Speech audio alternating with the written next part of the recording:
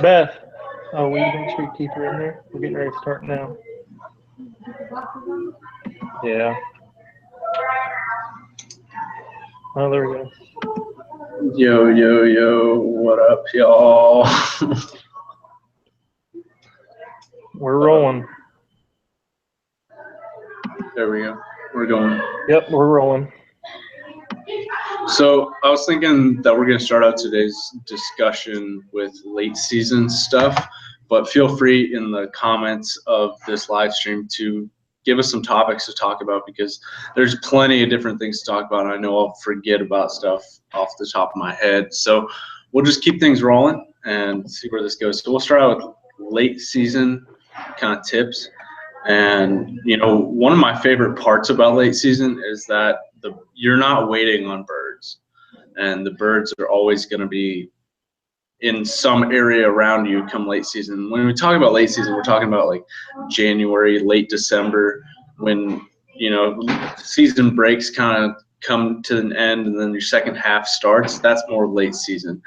And late season's basically the time when all the birds are there, and you have to put in the time to find them and fight the ice. And, you know, it's just a very, very good time of year to be out duck hunting. What do you guys say, Bobby?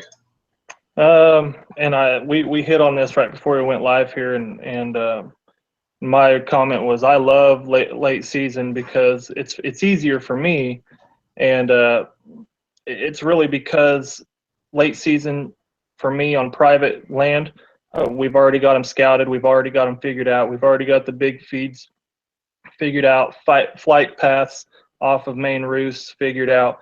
And like Josh stated, he goes, well, it's easy for you because it's private land. Public, whole different game. But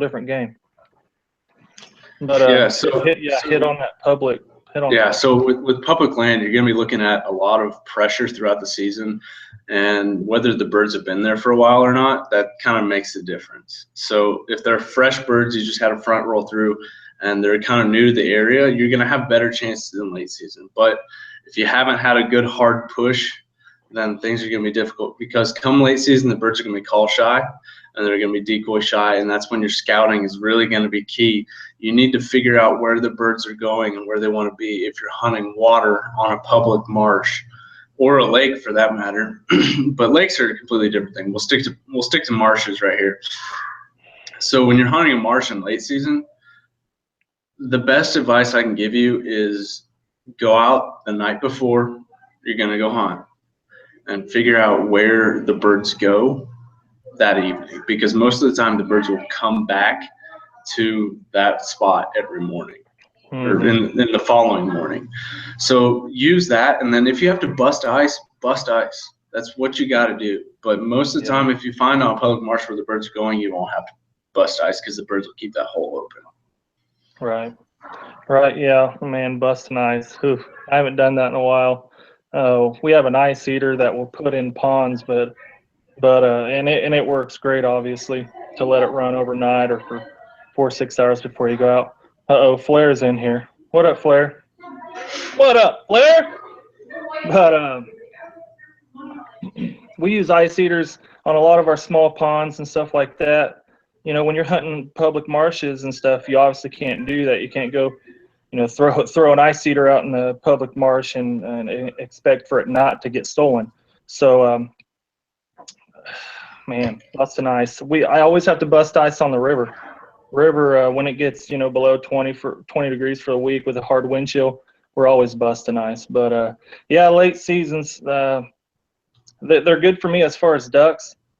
As far as geese.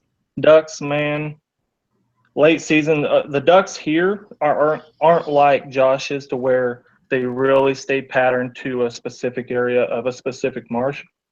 The big groups, man, they jump around from just roost to pond to local lake. It's hard to track these ducks here. They're in tight wads. They don't disperse, so they're constantly jumping. They might stay on a roost for like a day or two, and then they may not ever come back to it that year. So Late season ducks here is not easy, but ducks here on the river, oh man, end of December, Christmas break into December, ducks on the river here are always money. Mallards, all green heads on that sucker. I love it. Yeah, so late season, I would definitely say be looking at a river if you can't get on fields, because come late season, they're going to be hitting that food hard. And that's where I mostly found the birds late season for this year, other than like when things warmed back up in January. Like we were hunting days when it was like 60 degrees, but Right. find the food, and late season birds will be there and they'll keep coming back. So find the food, but if you can't find the food or you can't get on the food, go to the river, because in my own experience from this past season, the birds were staging on the river and they were consistently going and coming from the river to the fields. So, you know, if I wanted to hunt that river, I would have had a freaking heyday. But Right. I would rather have a group of 300 mallards on top of me in a field. What up, Luke? What up, Luke? You can talk. The screen's He's on. on I think you, he's bro. on mute. He can't hear us or something. You bet.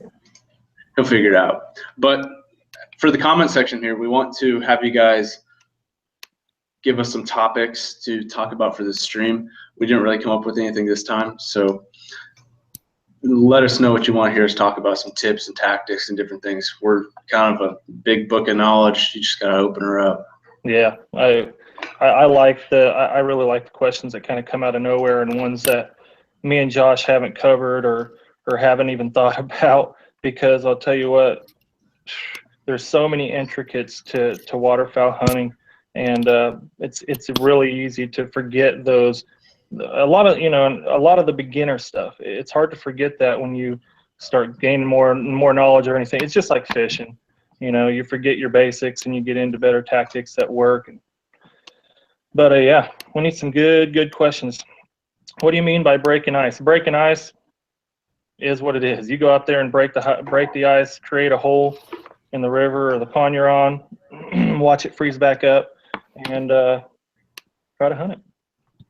Okay, so we just got a question about how we feel about mojos. And my own personal opinion, early season mojos on water I would give them a thumbs up. Come a month into hunting. What the hell is that? How's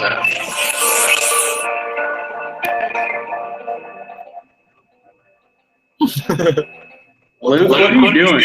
I don't know. What the hell is that? Are you on there? Can you hear us, or did you mute us? I hear some reverb of.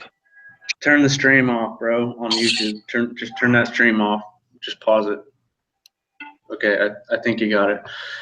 Okay, so like I was saying, mojos going. What, Luke? What are you doing? Figure your life out, bro. I got it, bro. You got it? You sure? Okay, so yeah, what I was saying about mojos, about a month into duck season, I would give them a big thumbs down over water. I would not use a mojo over water after a month into season. But if you're hunting a field for ducks, I would give mojos freaking as many thumbs up as I can get. I was convinced this past season that mojos actually work. Like, I was pretty skeptical about them at first. I was like, you know, with so many people using them and like hunting public land, you see every decoy spread on the marsh with a mojo. You're just like, is this like working, or is it more for the hunters so you can tell where people are hunting? Because that was pretty great about that. I think, yeah, I love them, man. Yeah, mojos in a field, like I would put out as many mojos in a field if I'm hunting ducks as possible, because I've seen it. We took a mojo down, tried to get some geese to come in, and then we called it ducks. They didn't pay any attention to us, but the second we turned that mojo back on, those ducks just nadered in on us. Right. As far as talking about field ducks, and I'll be quite honest with it, this is how easy it is. It's not as like intricate as you think. when duck and Canada's specs, you know, when everything's open, we will have a mojo in the field right beside our lay down blinds, or right if we're hunting out a white, right beside us, so we can turn it on and off, or on a remote or whatever. And that's with a full spread of goose decoys out, a full spread. We may have a group of full body mallards out, but we will always at minimum have a duck mojo out to turn it on and off if we see ducks. Like that's how good to me a mojo is that we will literally use 2 mojos in a spread of 25 dozen dark geese, and we will kill ducks with those mojos. It's nuts. They work good.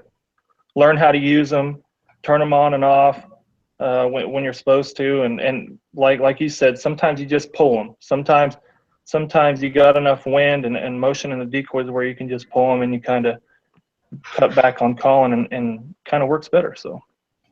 Okay, Luke, your turn here. Why don't you we were at the point. No, I'm not introducing myself. People know who I am.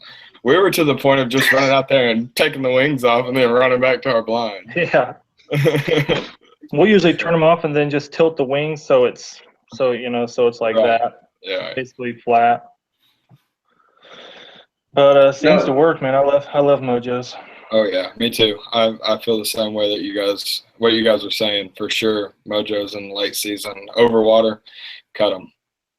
But in the field, I mean, I haven't been on a great field hunt because I was out of town when it was prime time there, but they seem to work. So. Yeah, I was out in the freaking cornfield by myself killing limits of ducks in about an hour. Then I had to haul all the decoys back. Right. 2 dozen freaking full body geese and 2 dozen shells by myself with a layout blind. God, that was brutal.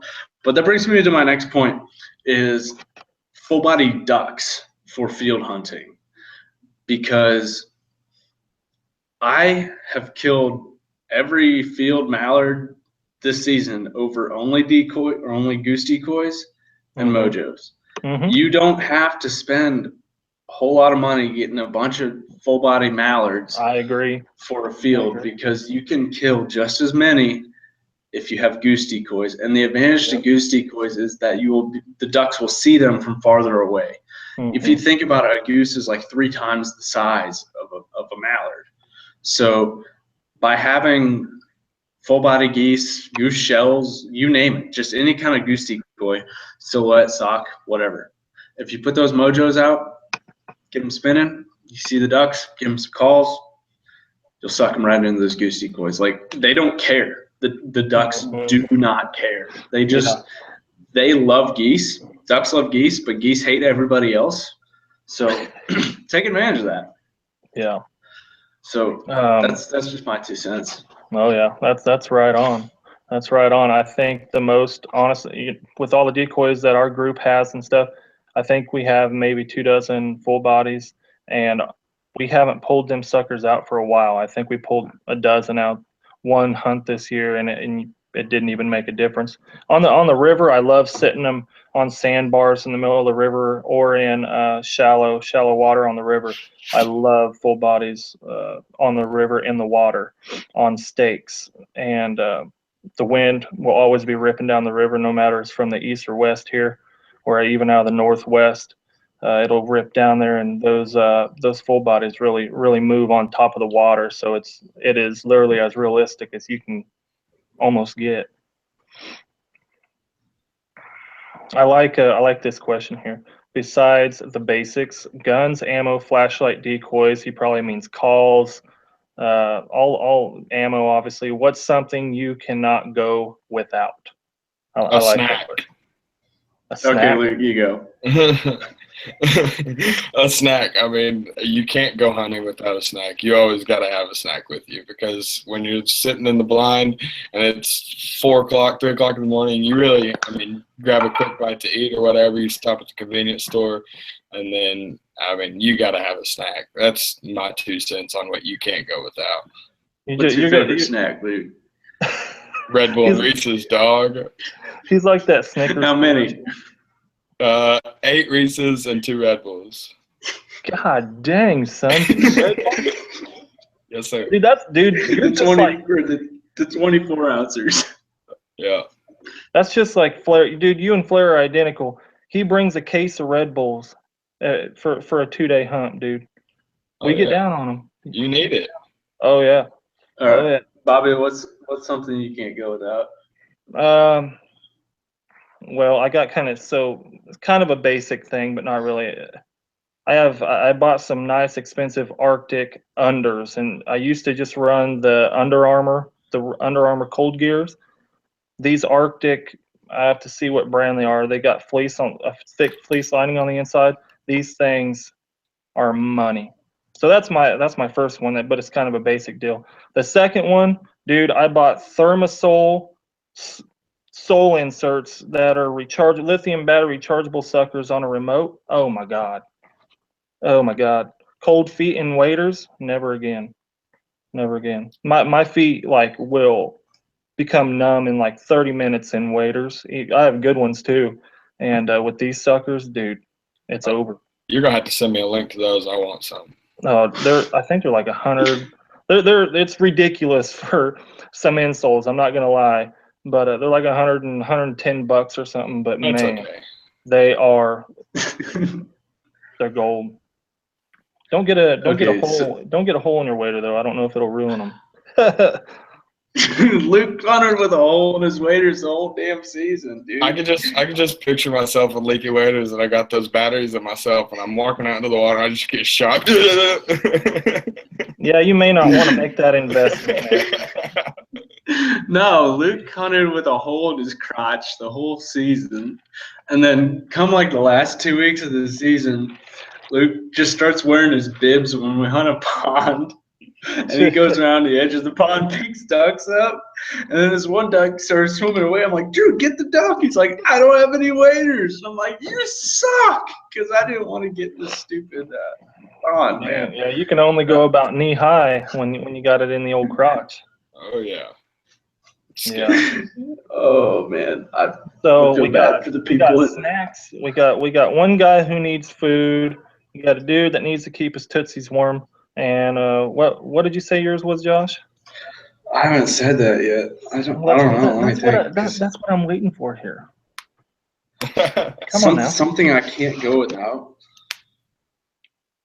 How about a nice fat dip? Because we all know you're trying to quit that.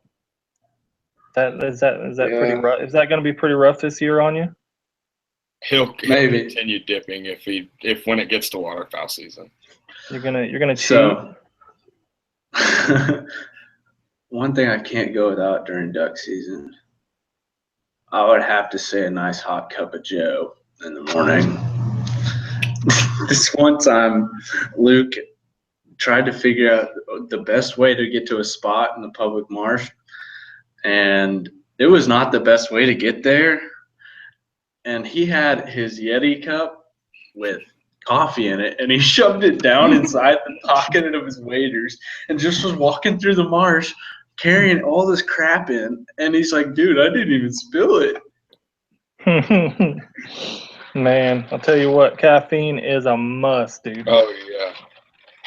Well, look, dude, I'm serious. It's a must, dude. I'm sitting here sipping like a grandpa, son. Oh my God, you're so old. Dude. You're so old.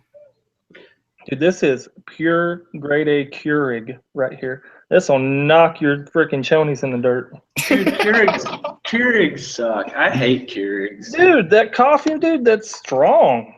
No, Keurigs are not good. What do you have to do? Do you have to put on your pretty shoes and go to Starbucks?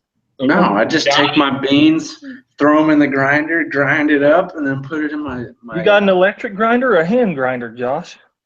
Oh, I got an electric one from Walmart. You cheating son of a gun.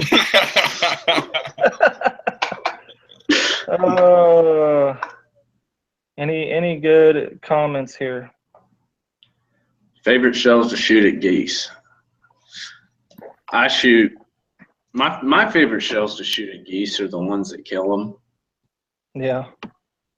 I've been this past season I shot 3.5-inch double Bs, they seem to knock them down pretty good. Yeah. Bobby, what do you shoot? Dude, honestly, I am not going to sit here and say, oh, nope, you're going to have to buy them heavy metals that are going to cost you your big toe and all that. Dude, honestly, every gun I've had, whether it's a cheap gun or now my Franchi that I have, dude, Franchi, however the heck you pronounce that. Dude, Walmart, the Winchester, whatever's, dude, it seems like they have a narrower, they're just the diameter's a little smaller, so they cycle a lot better through almost every gun that I've had, whether it be cheap or expensive. So I would say, dude, cheap ones, those cheap red-shelled Winchesters, I think they are. Super X's. Dude, Winchester they're Super money. X. They're money, dude. Yeah, the Super X, dude, they're money. $12 a box. Yeah. All right, Luke. I know you got a story about the heavy metal shells, like Bobby brought up. Don't buy them. Yeah. So I shoot a Browning A5. I shoot a Browning A5, and I mean, I've never had a problem with a single shell. I mean, I've shot blindside, I've shot Super X, I've shot heavy metal, and then whenever it got to heavy metal, it jammed. Like every single time I shot, it jammed. And I don't know. I mean, I couldn't figure it out. I quit. Right. I agree. And I will say to add to that, I think they're just a bigger diameter, so they're easy to get jammed up. Because when you load them, when you've loaded, however many boxes, you can tell how big that diameter is of that shell, how easy they grind in there. So another thing to add about those black clouds and even the heavy metal, dude, they are straight up dirty shells. Like I'll clean my gun, go a weekend shooting Walmart shells, look in it, look in the chamber, look at the pen. I'm like, dang, that sucker ain't bad. I'll go another week.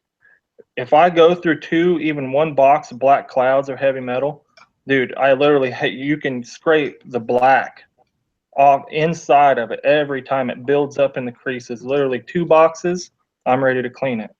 So yeah, my supernova is the same way. When I shoot Federals, it just, for some reason, the Federals are dirtier than the Winchesters, and I don't know why, but I mean, that doesn't bother me any. I clean my gun pretty religiously, so it's whatever. But I've just noticed that the Federals tend to put more gunk in the barrel than the Winchesters do. Mm-hmm. And it wasn't like that it was jamming up in the gun. If you look, and I compared them whenever I got home after the hunt, if you look at the Winchester Super X's and look at the top of the heavy metal, the lip on the shell from the brass part or the metal part is like more edged on the Super X than it is. It's like rounded on the heavy metal, and my whatever you want to call that, my release or whatever, it wouldn't grab the shell. It wouldn't grab it. So that's why, and I'd shoot and it'd just jam another shell right into the back of that shell. Mm-hmm. Mm-hmm. I agree. I've had the same issues. All righty, boys, keep those topics coming. We want some more interactive stuff here. I see. Or go ahead. If you guys didn't know, Luke did start a YouTube channel. It's called Limits TV. I'll leave it linked. It's on I think it's on my channel somewhere. Just go look in my liked videos, and you can find his channel there. But yeah, check it out. Luke's gonna start posting. So on another little less serious note, I scrolled up and found this. Another question for you: any duck season superstitions? Any duck hole superstitions that you guys do in the field or water, whatever you're sitting in every time, or that you say or that you do? I know what he's referring to. I got one. We do this thing called rally dips. See? So where you're waiting on the next group of birds, or the group of birds pass you shot, and you're like, all right, rally dips. You pack one. And Oh yeah, see, that's money. That is lucky money. lipper. Oh yeah, ours is kind of around the same deal. There's always been so we all have women, of course, mainly, and obviously they don't want to smoking cigarettes, but there are a couple of us that will take a pack of cigarettes just for a lucky cig. And we used to always just call it the old, it slows down, you got to pull out that lucky cig. Well, now we started hunting with Gerald from Wichita, and dude, he is hilarious. Every time it slows down, he guided for a long time, so he'll rip that cigarette out of there. Time for an ice cold cig. He calls it an ice cold cig every time, and it's freaking hilarious. It works, man. My superstition is the Despot chicken dance. And so what we do is we just Despot chicken dance. So I shoot, boom, and then everybody starts chicken dancing, do a little chicken dance. Yeah, there you go. You fools. God dang it. So, hey, it brings in the birds, don't lie. It does. It does.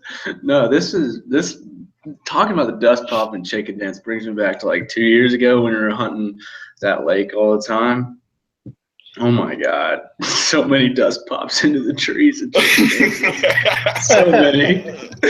Oh, those were good times. Just the stuff that doesn't get caught on camera, man. And then Luke would always pull up and shoot a bird at like 90 yards and we have to chase it across the whole freaking lake. Jesus. Okay, so what spread do you use for a goose hunt, J or a V?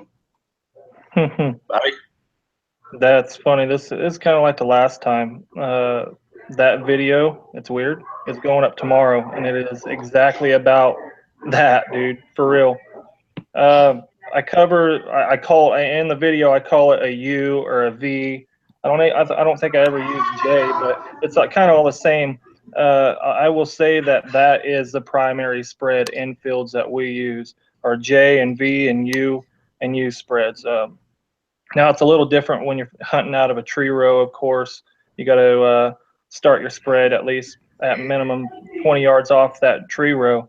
But as far as sitting in the field in layouts or laying in white, a lot of times if it's windy, we'll run a J. And the reason why when it's windy we run that J is because if you're sitting in the bottom of the hook and the wind is coming at your back and then you got your J, so it's coming at your back like this, here's your J, they're going to land into the wind. So they're having this long top of the J, that long wall, it's almost like a wall to get them to stop and then funnel into the bottom of that J. And we have found that it works. We hardly ever switch up out of that, especially when it's windy. When there's no wind, then we will run a straight V with a few small family groups. Okay, so we got a question here talking about field or water. So take your pick. Think of it right now. Which one would you rather hunt? Let's say you got a pond that's super hot. You're going to kill limits there. And you got a field that's super hot. And you're going to kill limits there. Which one would you rather hunt? Lucas. Oh, a field. For sure. I don't have to get wet, first of all. That's the main thing. We don't have to get wet.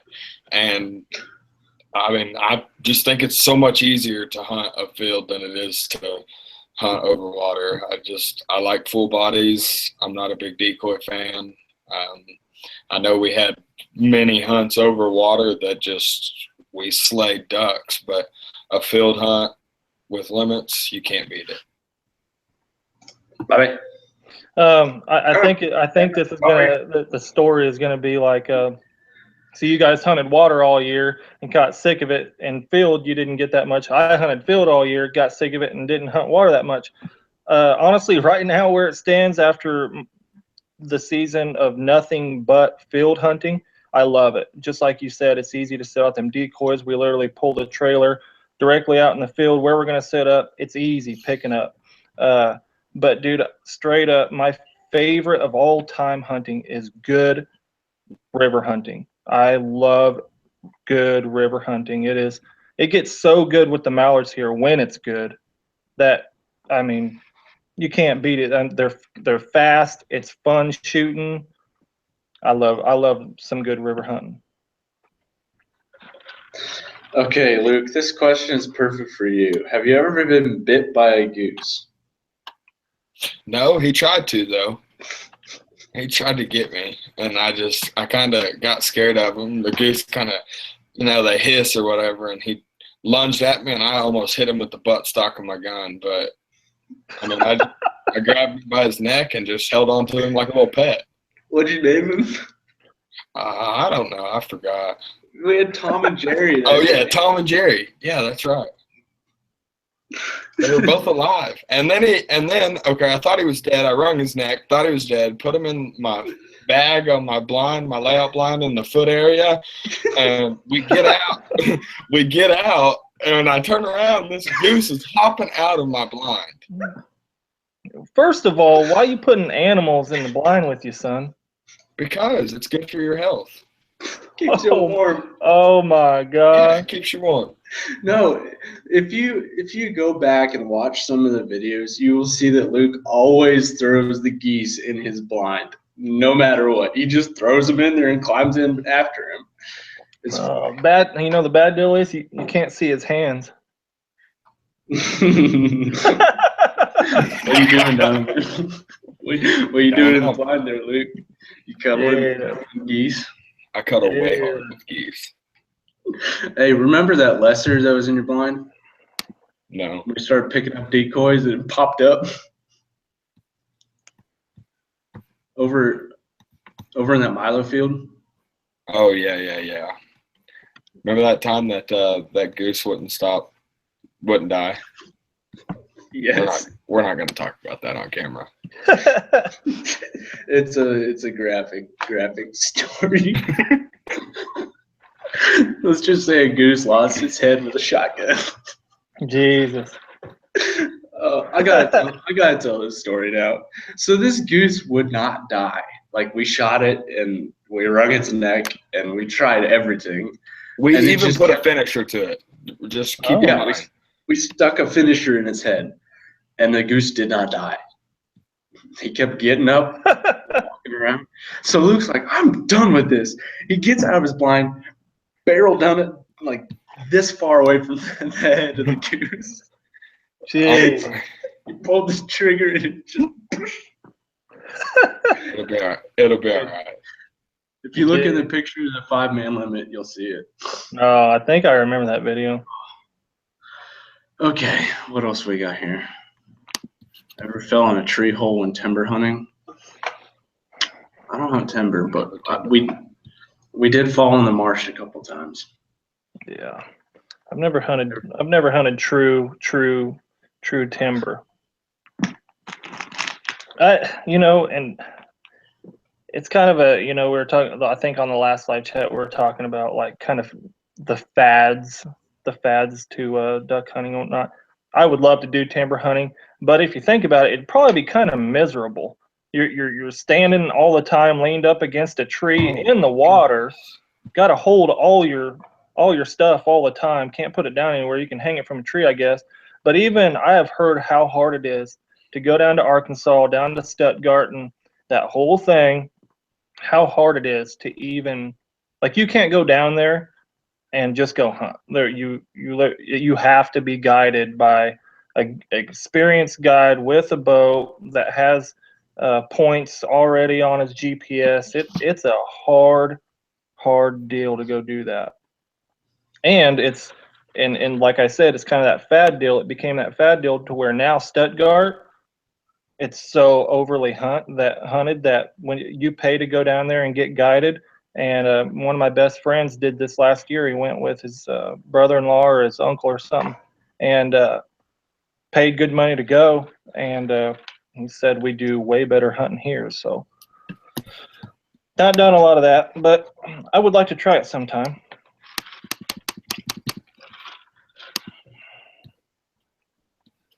Ever hunted small creeks? You guys ever hunted a small creek? No. I haven't. I've hunted a small creek one time, and I mean, there are creeks around here that are money. It's hard hunting a small creek. Like the shooting becomes so close that even if you run like an open cylinder or something, the shooting is so close that you end up missing quite a bit. That's what I've learned on the river, is literally having to sit off the bank so far just you're not sitting too close for the shot. Ducks love them little rivers though. Okay, we've gotten a couple questions about the disappearing duck, and one is, Luke, how did you feel when you were chasing it? And another one is, did we retrieve the duck? What do you guys say, Lucas? Well, chasing the duck wasn't the hard part. It was getting Adam to throw a shell across the water to kill the duck. Was Dude, the hard part. I just watched that video, and dude, his backswing, dude, it was an awful. Like he threw. Go watch that video. Seriously, go to Josh's channel. You need to meme the hell out of that throw. Meme it. Meme that throw. Start putting it on the next the beginning of the next 5 videos. Do it. Well, chasing the duck, I mean, I just walked around the pond, and the duck was hiding and it started taking off. So, I mean, I really didn't know what to do about it, and we just let it swim and then picked it up at the end of the hunt, or towards the end of the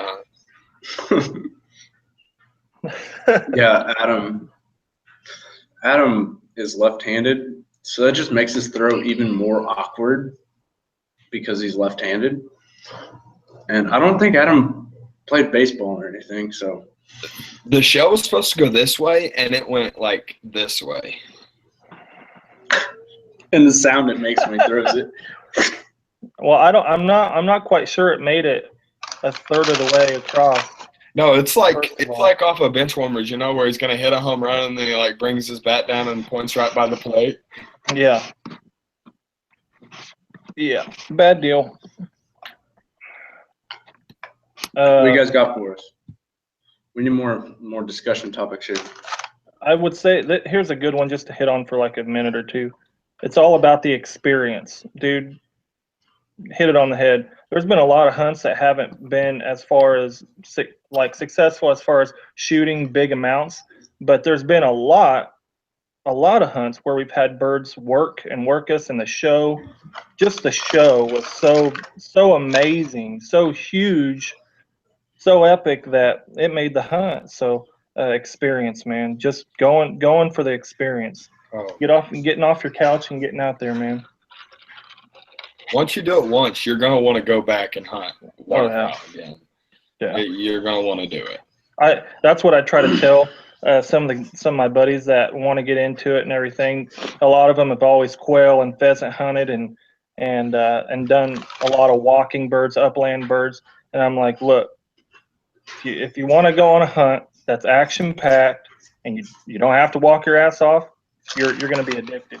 You're gonna be straight up addicted. Yeah. It'll hook you and make you spend all kinds of money. I can't talk. I got a cracker in my mouth.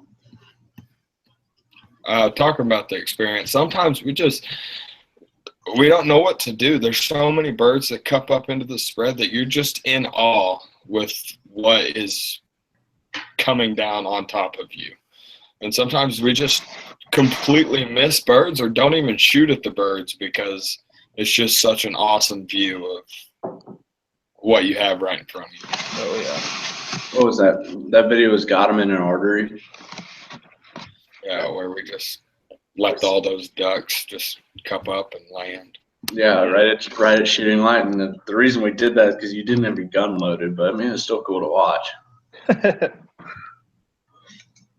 So yeah, the experience. What I would say about that is, you know, it's not about all the birds that you kill. I mean, it's nice to get limits, and we all enjoy shooting limits. But for me, my favorite hunts throughout the year are when I get to hunt with Adam, because I've been friends with Adam since middle school.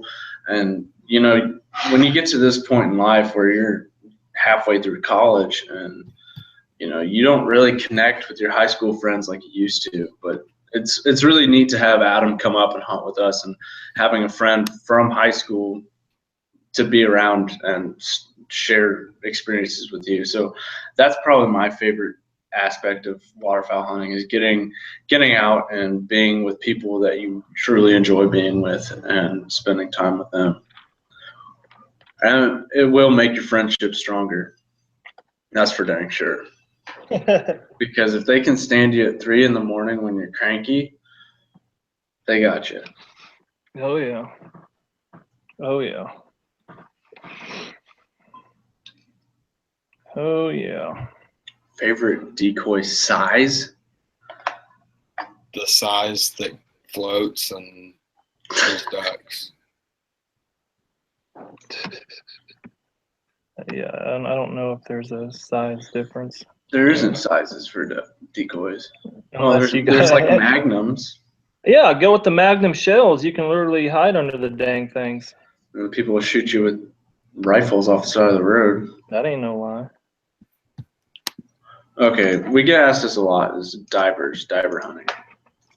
And, you know, I shot one diver this season, surprisingly. Like, that's never happened before.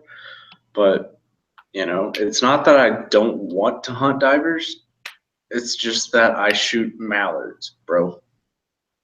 I don't know. I don't hunt in an area where there's a lot of divers, but there's a crap ton of mallards, which I love mallards because you can call them and they decoy really easily. With divers, you just kind of sit and get. You kind of have to wait for them to pass by you, in my own opinion. And you need to have a super giant spread and go all out on a lake. What do you guys think about that? I agree with you because I've experienced this exact same thing you have. I haven't shot a lot of divers, I'll be honest. I haven't had a lot of hunts with a lot of divers. I think you really got to get on the lakes and like your guys' hunts, the bigger marshes, and I just haven't hunted them for so long. You guys aren't giving us much to talk about here. Best way to store your decoys in the trailer. Throw them in there. Stack them. Yeah.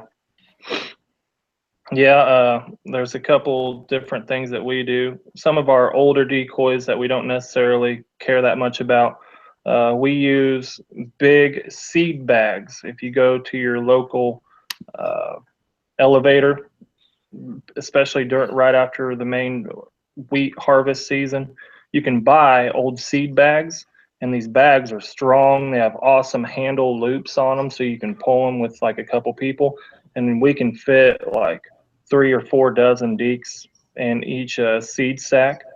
So you can actually grab the whole sack, 2 people, pull it out of the back of the trailer, and actually drag it to where you want to sit those instead of taking them out one by one or carrying 4 or 5 at a time. So if you have older decoys that you don't care if they get a little scuffed up, you can be pretty careful with them still. That is a tactic that we use a lot. Now with the bags, we still stack the bags up as high as we can without them falling over. But our snows, you can't really scuff snows up because snows are just basically you ain't gonna really buy a flocked snow. They're just white hard plastic. So you can actually kind of stack them in the front of the trailer. They really don't get too messed up unless you're footballing them into the trailer or something. Luke can carry 9 Bigfoot decoys.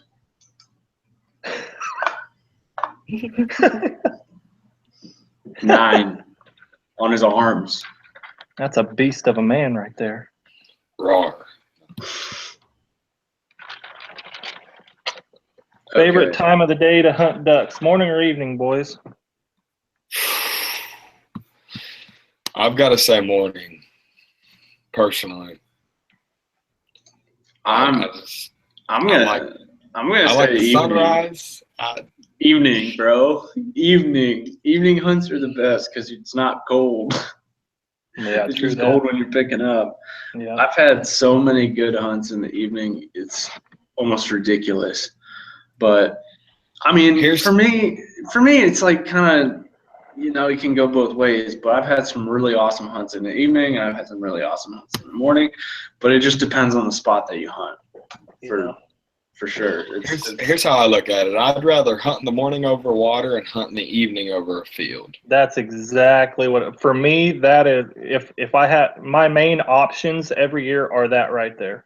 It's that you scout them. Bigger wads of ducks here will wad up on a field in the evening, rather to the mornings. Especially when it gets cold, because ducks don't get up off their roost. Whenever y'all talked about it last video or last live stream, they don't get up off their roost and go to the field to feed. They will, though, get up and hit small little ponds and set up for later to go out and feed. Right. I think in the mornings, same thing that we've seen is in the mornings, unlike geese, ducks are more sporadic in the mornings. They're not as reliable going to those feeds like geese are. Geese are steady. If they have a main feed, mornings you'll kill geese if it isn't too cold. But here, evening field hunts on ducks is where it's at for sure. Of course, we're getting questions about bands. Never shot one. Okay, let's go for one more thing, and then we will call it a day on this one. I want to try and keep these live streams kind of short. So hour's pretty solid. I like the hour mark. Yeah, 45 minutes to an hour, somewhere in there. So,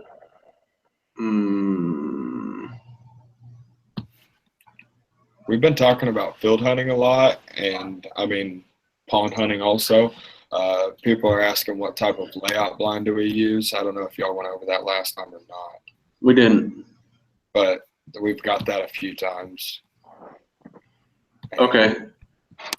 Go with it, dude. Layout blinds, I mean, I really don't have a preferred recommendation on a layout blind, just not the ones with plastic hinges. Don't get those, because when it gets cold, they harden up and they'll snap right off. I recommend one that'll just like snap together, or you can set it up in your house and leave it all together, or just little running guns. I mean, the ones with plastics are the worst. So I'd recommend staying away from those, in my opinion. Okay, so the layout blind that I use is a hardcore man cave, and it's like a $300 layout blind, and I think it's the biggest piece of junk. I freaking hate that thing. It's like 30 pounds. It is the biggest pain in the butt to drag around and set up. I got a crying child, so don't mind the crying child. Yeah, so the hardcore man cave, it's a great blind once it's set up. Once it's set up, you have a lot of space. You can see out of it really well. But the whole carrying it around and packability of it, it is garbage. So if you can just drive up to your spot and dump it, it's a good blind. Just don't bend any of the metal frame, because that makes it really difficult to set up. Yep. Figure that out. Oh yeah. I'd say I can't remember the exact name of our blinds. We run a certain brand. I'm going to say Finisher. I don't know if they're Finishers, but what they are, they're the round hood. They're the round flip-up hood. They're not the doors. And those are banded, aren't they? No, they're definitely not banded. But banded probably came out with something like it. But where your legs are in, there's no structure. There's no steel or plastic bars. It's literally just like a sleeping bag. So it contours to the ground a lot more and keeps you, hidden a lot better. We found it's just a bag. The only metal bars in it is you flip it out just for your backrest, and that's it. So not only do they hide better, but there's less to break on them, honestly. And like you're saying, packability, those things fold up, boom, boom, clip, clip, and they're literally this thick by this big square. And we stack 8 of them, and it's only about 4 foot tall. So I don't know if they're called finishers or whatever, but if you buy them, look for, oh yeah, there you go. Power Hunter. Yeah, Power Hunter. Thank you, Bearded Outdoors. Power Hunter, dog. That's what they are. I had a brain fart there. They are awesome. I recommend them. So I've hunted out of a couple different layout blinds, and I figured out that my blind, it's decent. It's just really heavy and kind of a pain in the butt. But I think the next blind that I'm going to get is going to be a ground force.